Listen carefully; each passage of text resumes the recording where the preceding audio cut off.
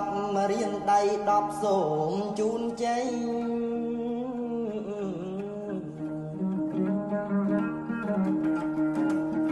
ឲ្យពុកម៉ែបងប្អូនកម្ពុជារដ្ឋបានសួស្ដី